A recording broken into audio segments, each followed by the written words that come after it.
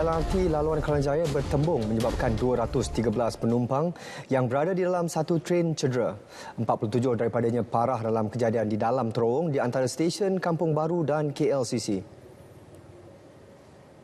Kejadian berlaku pada pukul 8.45 malam itu melibatkan sebuah tren yang membawa penumpang dan sebuah tren rosak yang sedang dipandu uji. Seramai 166 lagi penumpang cedera ringan dan kesemua mereka yang cedera dihantar ke Hospital Kuala Lumpur serta beberapa hospital berhampiran.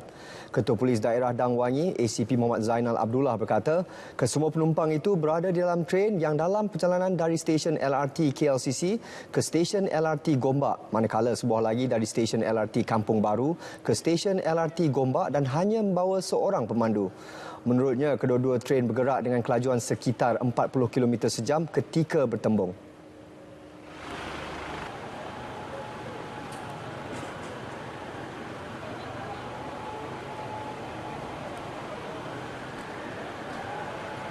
Secara keseluruhannya, operasi kita telah pun tamat tadi dan kesemua mangsa telah berjaya dikeluarkan dan telah dibawa ke hospital. Jadi setakat ini siasatan akan dilakukan oleh agensi pengangkutan awam darat yang mana seperti mana diumumkan oleh YB Menteri tadi, mereka akan menubuhkan task force untuk menyiasat punca apa sebenarnya yang berlaku yang menyebabkan pertembungan antara dua tren.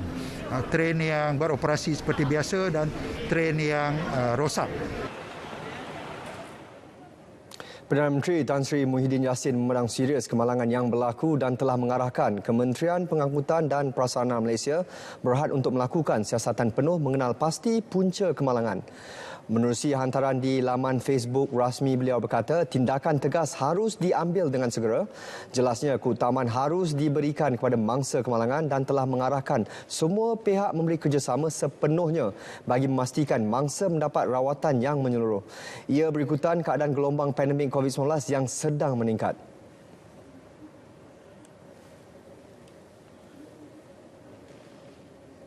Untuk melihat keadaan terkini mangsa insiden LRT berkenaan, kita bersama rakan pelapor Dian Fatia Magno di Hospital Kuala Lumpur. Silakan.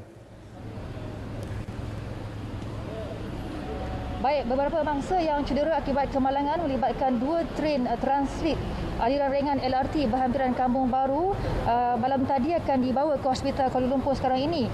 Jabatan Bomba dan Penyelamat Malaysia JBPM sebelum ini mengesahkan daripada 213 penumpang itu 47 orang cedera parah manakala 166 lagi cedera ringan. Dan ahli keluarga mangsa yang terlibat masih lagi menunggu di hadapan unit kecemasan HKL ini bagi mendapatkan maklumat keadaan ahli keluarga mereka yang masih dan juga sedang menerima rawatan. Dan bersama saya ibu kepada salah seorang mangsa iaitu Puan Syafiza Abdul Hashim. Dan baik Puan, bagaimana Puan mendapat maklumat mengenai anak Puan yang terlibat kemalangan LRT tadi? Pada jam lebih kurang 8.30 malam saya mendapat panggilan dari anak saya yang mengatakan dia terlibat dalam kemalangan di dalam LRT. So saya memang sangat terkejut dan saya rasa macam betul ke? Dan dia telah menggunakan handphone orang lain lah sebab dia kata handphone dia dah tercampak tak tahu kat mana. Lepas tu masa tu saya pun sebenarnya agak kelang kabut jugalah kan sebab tak tahu nak cari kat mana, tapi saya sempat tanya dia di mana. Dia kata 1 minit selepas dari KLCC dan dia terus terjatuh dan berpusing dan dia tak sedarkan diri. Masa dia dah sedar semula, orang dah bertindih di atas badan dia dan kaki dia. Dia kata tak rasa. Sambil menangislah dia cakap macam tu. So saya terus bergerak ke tempat kejadian. Masa di tempat kejadian, Puan dapat berjumpa dengan anak Puan? Saya dapat jumpa anak saya sebelum anak saya dibawa ke hospital Kuala Lumpur ni. Bagaimana keadaan dia masa tu? Dia menangis dan mengadu kesakitan di bahagian kaki dan dia rasa dia tak dapat merasakan kaki dia bergerak macam itulah. Jadi Puan pukul berapa tiba di HKL ini sendiri? Lebih kurang jam 9.45 malam. Saya dah sampai di hospital Kuala Lumpur ni dan saya masih menunggu status sampai sekarang lah sebab saya tak dapat apa-apa update lagi berkenaan anak saya. Ya, saya harapkan anak Puan dapat segera mendapat perkembangan terkini mengenai anak Puan ya. Terima kasih. Terima kasih Puan. Terima kasih. Dan untuk makluman, kren yang Train tadi yang berkenaan dalam perjalanan di Gombak dan dilaporkan bertembung dengan train dari arah Kelana Jaya yang tidak membawa penumpang dan dipercayai mengalami masalah teknikal. Dan pengurus kanan komunikasi dan hal ehwal media prasarana Azhar Ghazali mengesahkan kemalangan itu membabitkan perkhidmatan train LRT bernombor 40 dan 81. Dan menurut Ketua Polis Daerah Dang Wangi, Asisten Komisioner Muhammad Zainal Abdullah pula, siasatan awal mendapati pada 8.45 malam tadi berlaku pelanggaran antara coach train LRT dari stesen KLCC menghala ke stesen Kampung Baru yang dipandu secara automatik dengan coach daripada stesen Kampung Baru menghala ke stesen KLCC yang dipandu secara manual. Dan pemandu coach daripada stesen KLCC tidak dapat mengesan coach daripada Kampung Baru kerana berlaku miscommunication daripada pusat kawalan. Dan setakat ini dulu laporan daripada perkembangan daripada Hospital Kuala Lumpur. Untuk itu kita kembali ke Angkasa Putih, silakan. Terima kasih Dian di atas perkembangan terkini di Hospital Kuala Lumpur. Kementerian Pengangkutan akan menubuhkan panel siasatan berikutan pelanggaran 2 train terlibat. Menterinya Datuk Seri Dr. Wee Kah Siong menyatakan penyiasatan akan dijalankan selama 2 minggu untuk mengetahui punca pelanggaran yang berlaku. Saya mengumumkan bahawa MOT akan menubuhkan satu task force, satu panel penyiasat, satu pasukan tugas khas untuk menyiasat. Dan besok Ketua Pengarah APAD Agensi Pengangkutan Awam Darat akan menghantar laporan awal kepada saya, dan dalam tempoh 2 minggu task force ini akan mengemukakan hasil siasatan kepada saya. Dan dalam tempoh 2 minggu kita akan kena pasti sama ada disebabkan oleh kesilapan dari segi sistem signaling ataupun telecommunication ataupun human error. Dalam masa sama, beliau turut memberi jaminan bahawa rawatan kepada semua mangsa terlibat akan ditanggung sepenuhnya. Beliau turut bersedih kerana insiden ini berlaku di waktu PKP dan menasihatkan agar orang ramai dapat menggunakan alternatif pengangkutan awam yang lain buat sementara waktu. Seorang bayi lelaki berusia 14 bulan maut selepas dipercayai terjatuh dari katil dalam satu kejadian di rumah pengasuhnya Pakar Dungun, Terengganu Sabtu lalu. Bayi berkenaan Khalil Islam Muhammad Hafizuddin yang mengalami pendarahan di bahagian ubun-ubun dan retak tulang kepala dikejarkan ke Hospital Sultanah Nur Zahirah HSNZ untuk menerima rawatan.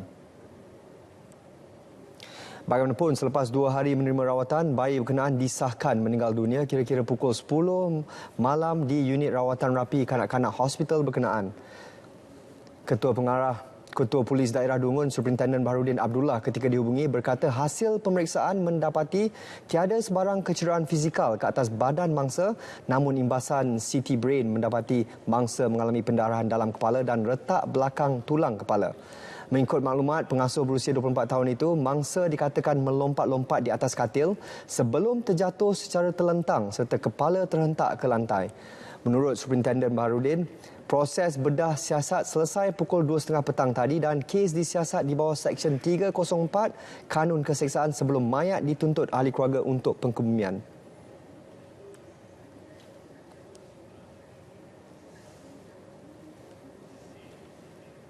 Sebelas sekeluarga tinggal sehelai sepinggang apabila rumah mereka di tingkat 3 Projek Perumahan Rakyat PPR Gua Musang, Kelantan hangus dalam kebakaran hari ini. Dalam kejadian pukul 12.50 tengah hari ini, satu unit rumah musnah, manakala 72 keluarga yang tinggal di blok sama PPR tersebut terselamat apabila kebakaran berjaya dikawal anggota bomba. Menurut mangsa, Nur Mas Syarawani Bakar, 16 tahun, ketika kejadian dia berada di rumah bersama bapa, abang serta anak saudaranya. Katanya dia menyedari kebakaran berlaku di bahagian dapur sebelum dia meminta ahli keluarga keluar menyelamatkan diri. Dalam pukul 12.50. Pas sedar tu, orang gigi ikut dapur, lepas tu tahu api tu orang tubik lalu. Tubik tu gerak habis duk air duk tidur. Lepas tu habis pun ambil air sembut, habis hok naya. Lepas tu habis pun tubik tu, habis suruh telefon kokak. Lepas tu telefon lah, kokak pun balik. Lepas tu telefon ke abang ipar pula. Abang ipar pun balik lah, pergi naik atas lalu. Kelik-kelik tengok habis ya. Boleh tengok habis baru oh lah. Nak buat gana lah tu. Tu ke sedih lah pasal tak tahu nak duduk mana lah ni. Minta-minta boleh lah rumah ke batu weh ke gapo ke. Tu lah. Bagi tak sempat selamat lah korang. Bagi tak ada tak selamat lah. Habis belakang. Anak tak ada cerita. Dia lari belakang lah anak cucu tu. Suami apa tu lari belakang lah. Ketua Balai Bomba dan Penyelamat Gua Musang, Muhammad Arifuddin Akif Muhammad Nur berkata, pihaknya menerima panggilan kecemasan pada pukul 12.55 tengah hari. Seramai 11 anggota bersama 2 jentera bergegas ke lokasi dan sebaik tiba api sedang marak membakar rumah terbabit. Punca kejadian serta kerugian kebakaran masih dalam siasatan. Sementara itu, Ahli Dewan Undangan Negeri Adun Galas Muhammad Syahbudin Hashim melawat keluarga berkenaan dan akan memberi bantuan sewajarnya. Satu sindiket judi dalam talian dan mesin slot didalangi individu bergelar Datuk Seri Tumpas. Dalam serbuan di sekitar Ibu Negara antara 17 Mei hingga 20 Mei lalu, 19 individu berusia 17 hingga 71 tahun ditahan. Daripada jumlah itu, 11 adalah warga tempatan termasuk seorang wanita, 5 lelaki Myanmar dan 3 lelaki Bangladesh. Menurut Ketua Polis Kuala Lumpur, Datuk Azmi Abu Kasim, selain wang tunai lebih RM570,000, turut dirampas 7 jongkong emas, jam tangan dan 3 kenderaan kesemua bernilai RM2.1 juta. Mesin perjudian ini kita lihat dianya berbentuk slot machine ni. Dia bukan macam yang the latest ni yang kita tengok online dan sebagainya, tapi yang untuk yang ini, this particular sindiket ini kita lihat dia lebih kepada corak slot machine lah. So tuan-tuan boleh tengok dia menggunakan kotak-kotak yang mungkin digubah sendiri ataupun ubah suai untuk kegunaan aktiviti perjudian itulah. They have this one huge screen. Dan projektor tu halakan ke skrin tu lah. Jadi dia mungkin ada kaedah dia untuk menarik minat mereka-mereka yang pemain judi ni lah. Itu cara dia. 16 alat kawalan perjudian, 4 set komputer, 2 projektor, 1 modem, 2 kotak perisian perjudian dan 2 kotak pengisian kredit dan 2 chip kredit perjudian disita. Beliau menegaskan perkara itu dalam sidang media di Ibu Negara. Situasi COVID-19 dalam negara terus mencatatkan angka membimbangkan. 61 lagi kematian, angka tertinggi harian dengan kes aktif pada rekod baru 60,018 kes. Ini selepas 6,509 kes jangkitan baru berbanding hanya 3,452 yang sembuh. Dalam pada itu, 20 kluster baru dikenal pasti hari ini menjadikan jumlah kluster aktif ketika ini adalah 570. Ketua Pengarah Kesihatan Tan Sri Dr. Nur Hisham Abdullah memaklumkan kluster baru itu dikesan di hampir kesemua negeri dan wilayah persekutuan kecuali Sarawak, Perak, Perlis, Kedah dan Putrajaya. Setakat ini negara mencatatkan keseluruhan 2,045 kluster dengan 1,475 daripadanya telah diisytiharkan tamat. Berikut statistik harian COVID-19 dalam negara diikuti jumlah kes mengikut negeri.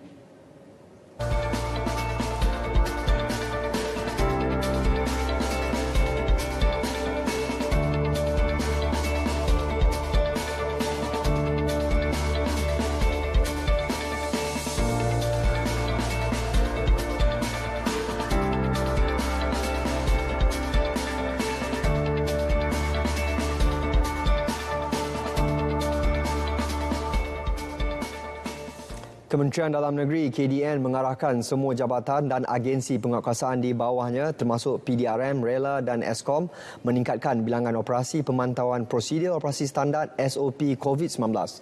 Pada masa sama mengambil tindakan tegas terhadap individu yang melanggar SOP.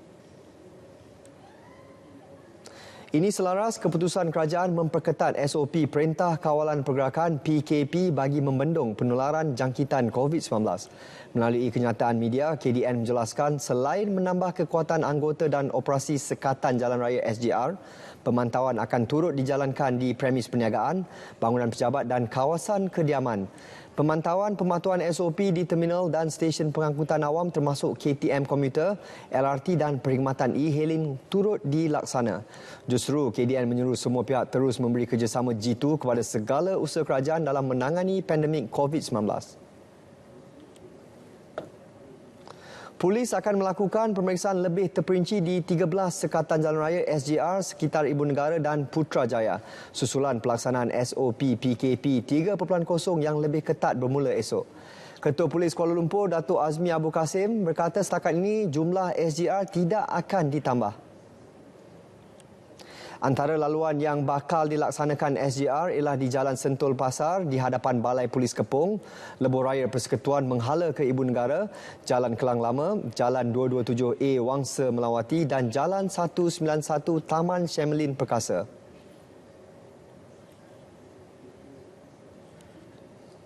Maknanya kita akan lebih rigor lah dalam kita punya pemeriksaan. Maknanya kalau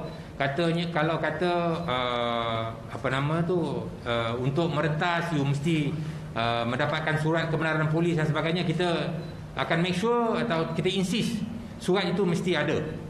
Kalau sebelum-sebelum ni mungkin kita ada sedikit kelonggaran. Last Saturday kita dah perketatkanlah dia. Mana-mana yang syarat-syarat baru yang telah ditetapkan oleh MKN tu, so kita harap masyarakat di Kuala Lumpur ni, warga Kuala Lumpur akan mematuhinya dengan apa, dan kita akan pastikan pematuhan itu. Tindakan segelintir pihak menyebar dakwah tentang program imunisasi COVID-19 kebangsaan di Kelantan mengakibatkan ada individu yang mendaftar dengan program itu tidak hadir untuk menerima suntikan vaksin. Tegas Esko Kerajaan Tempatan, Perumahan dan Kesihatan Kelantan, Dr. Izani Hussein, dakwah sama turut dibawa golongan terpelajar dan penceramah. KJS suruh vaksin, kita kata ni Yahudi, kita kata buat ni, dia kata side effect, kita kata gini. Tak tahu apa ya kita jadi suka sangat berlawan dengan KJS dalam benda-benda sabit dengan nyawa. Kalau sabit dengan politik lah gila nak balas 15 kali sehari pun. Kerana kita punya pandangan yang berbeza. Tetapi untuk masyarakat, untuk masalah rakyat, untuk nyawa rakyat, untuk nyawa kita semua, sepatut semua kita bersatu hati menyekat penularan COVID supaya tidak pergi kepada orang lain juga. Jadi amu agak sangat, amu minta sangat tolong kepada rakyat keseluruhan mematuhi SOP dan juga sama-sama mempromosikan vaksin. Mengenai tahap pematuhan SOP di negeri itu, beliau menjelaskan ia masih berada tahap kurang memuaskan. Cuma saya rasa kecewa sikitnya apabila agenda KJS sudahlah demo tak tolong. Demo pula tolong bangkai, demo tolong hasut rakyat supaya jangan. Ini tak betul. Tiap-tiap rakyat masih rendah supo. Orang kata rakyat atau rakyat supo. Ini rakyat kerana pun dia tak sebui mai, dia tak boleh mai. Kalau ni pula kita rakyat lah COVID lagu mana kita percaya. Satu hal juga. Percaya pula you regi tak reti pula. Regi ni kalau kita kata regi dia memarah. Beliau tidak menolak kemungkinan kes COVID-19 akan terus melonjak dan mencatatkan angka melebihi 600 kes sehari di negeri itu sekiranya rakyat Kelantan masih alpa mematuhi SOP. Dakwaan kes pemberian vaksin AstraZeneca kurang daripada dos yang sepatutnya sedang disiasat. Menteri Kesihatan Datuk Seri Dr. Adham Baba dalam satu kenyataan menegaskan pihak kementerian memandang serius dakwaan tersebut yang tular di media sosial. Bagi memastikan kualiti pengendalian vaksin AstraZeneca berada pada tahap optimum, KKM telah menetapkan arahan tambahan dalam SOP kepada semua pengendali vaksin di Pusat Pemberian Vaksin PPV. Ini termasuk memastikan penyuntik vaksin menunjukkan jarum suntikan yang telah diisi dengan vaksin mengikut kuantiti yang ditetapkan kepada penerima vaksin sebelum melakukan suntikan. Penyuntik vaksin juga perlu menunjukkan jarum suntikan yang telah dikosongkan kepada penerima vaksin selepas suntikan dilakukan. Keindahan dan keunikan alam semula jadi Malaysia menjadi aset penting pelancongan eko. Jom nikmati keindahan flora dan fauna Malaysia sambil mencuba aktiviti lasak yang disediakannya. Jom cuti-cuti Malaysia. Mempesona.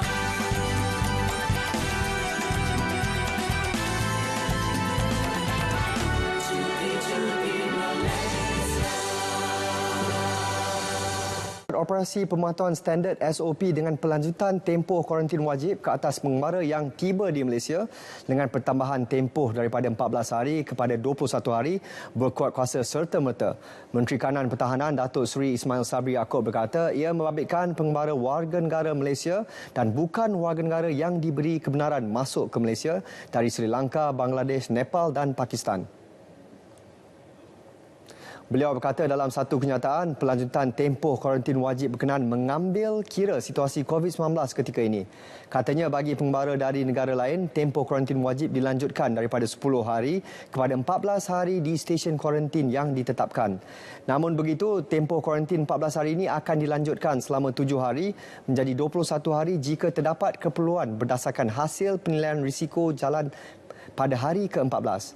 Selain pelanjutan tempoh kuarantin, semua pengembara perlu menjalani ujian pengesanan RT-PCR COVID-19 3 hari sebelum berlepas dan hanya keputusan ujian negatif boleh menaiki penerbangan untuk memasuk ke Malaysia. Semua pengembara juga perlu menjalani ujian pengesanan RT-PCR COVID-19 semasa ketibaan di pintu masuk antarabangsa. Kebenaran untuk meneruskan operasi perniagaan dengan SOP lebih ketat memberi ruang kepada golongan peniaga terus menjana pendapatan. Ini terutamanya peniaga kecil yang bergantung pada pendapatan harian demi meneruskan kelangsungan hidup. Namun jika PKP 3.0 berlanjutan, penganalisis ekonomi Profesor Madya Dr. Aimi Zul Hazmi Abdul Rashid berpendapat insentif tambahan perlu diperkenal bagi membantu golongan berkenaan. Mungkin perlu memperkenalkan insentif ataupun program-program yang baru sekiranya PKP 3.0 ini berterusan, ya, iaitu berterusan lebih daripada 7 bulan Jun. Kerana suasana ataupun dari segi pertamanya volume bisnes berkurangan, ya, dan ramai terutamanya IKS ataupun perniagaan kecil dan sederhana yang terkesan. Begitu juga mereka yang bergantung kepada perniagaan harian, ya, turut akan terjejas. Selain itu, insentif sedia ada seperti program subsidi upah dan bantuan moratorium juga boleh diperluas dan ditawarkan kepada golongan terjejas jika penularan wabak semakin serius. Beliau berkata demikian menerusi rakaman video kepada RTM. Kerajaan dan Lembaga Tabung Haji TH masih menunggu pengumuman rasmi daripada Kerajaan Arab Saudi berkaitan jumlah kuota jemaah haji negara, kriteria pemilihan dan kaedah pelaksanaan ibadah untuk musim haji kali ini. Menteri di Jabatan Perdana Menteri Hal Ehwal Agama Datuk Seri Dr. Zulkifli Muhammad Al-Bakri berkata, kerajaan akur dengan apa jua keputusan berkenaan perkara itu. Pihaknya juga akan mengumumkan keputusannya sejurus mendapat kenyataan rasmi negara berkenaan. Tambahnya, jemaah haji juga disaran mendaftar sebagai penerima vaksin menerusi aplikasi MySejahtera atau laman sesawang www.vaksincovid.gov.my bermula Mac ini. Ia bagi memenuhi prasyarat wajib Kerajaan Arab Saudi yang hanya menerima suntikan vaksin Pfizer, AstraZeneca, Johnson & Johnson atau Moderna untuk menunaikan ibadah haji. Selain itu, bakal jemaah juga diminta bersedia untuk mengambil suntikan wajib vaksin meningokok.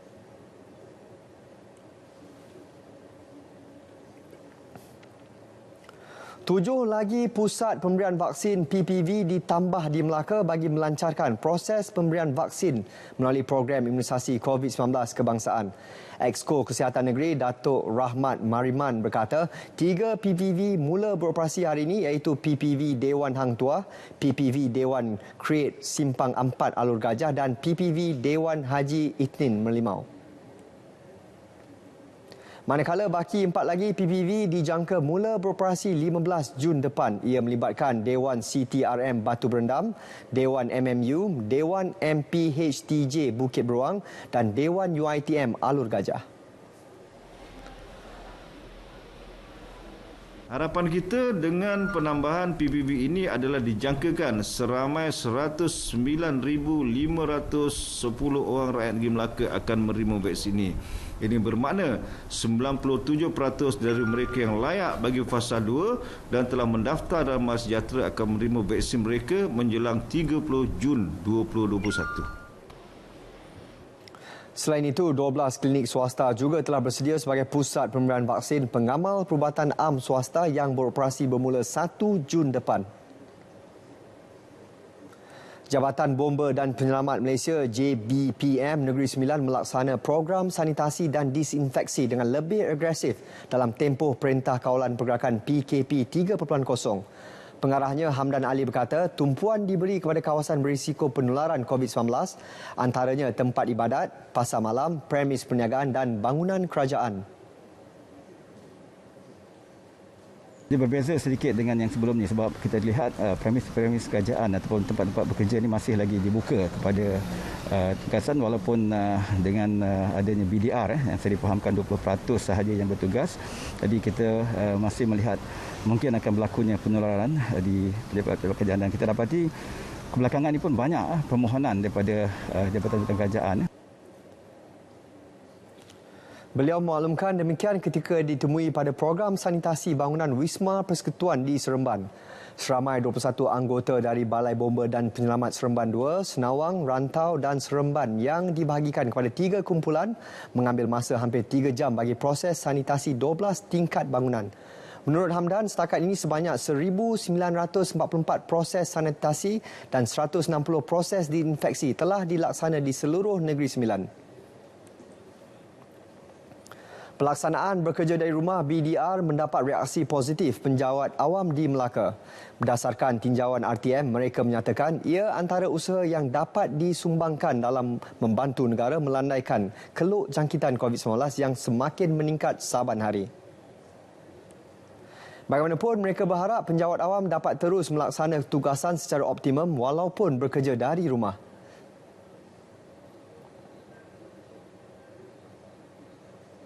Okey, harapan saya agar penularan COVID ni dapat dikurangkan. And then kita semua bebaslah ke sini ke sana. And then yang bekerja daripada rumah harap dapat menjalankan amanah yang diberikan dengan lebih bertanggungjawab. Harapan saya pelaksanaan BDR dari rumah ni akan dapat mengurangkan jangkitan pandemik COVID-19 di Malaysia. Dan BDR ini pun kita masih boleh melakukan kerja-kerja kita seperti mana kerja-kerja hakiki di pejabat. Siapa yang bekerja daripada rumah tu, kita janganlah mengambil kesempatan yang sepatutnya. Kita teruskan jalankan amanah dengan baik. InsyaAllah segala rezeki semua Allah Ta'ala yang akan jaga.